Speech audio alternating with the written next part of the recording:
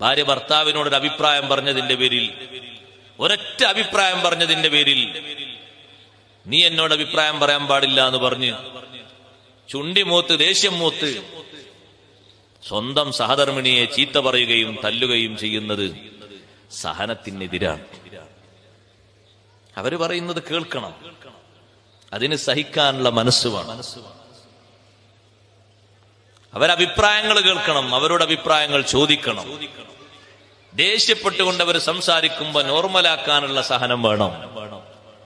അവരൊരിക്കലും ദേഷ്യപ്പെടാൻ പാടില്ല. ദേഷ്യപ്പെടുകയാണെങ്കിൽ നമുക്ക് മാത്രമുള്ളതാണ് എന്ന് ചിന്തിക്കുന്നത് ശരിയല്ല. നമ്മളാണ് അവിടെ ഭരിക്കുന്ന ആൾക്കാർ, നമുക്ക് മാത്രമേ ചൂടാകാൻ പറ്റുള്ളൂ, അവരൊക്കെ കേട്ടോളണം എന്നൊരു സിദ്ധാന്തം ഇസ്ലാമിലില്ല. ചില കാര്യങ്ങൾ ഗൗരവത്തോടെ നമ്മളോട് അവരും പറയേണ്ടതുണ്ടാകും. അത് നല്ല സഹനത്തോടെ കേട്ടു നിൽക്കാനുള്ള കഴിവ് വേണം.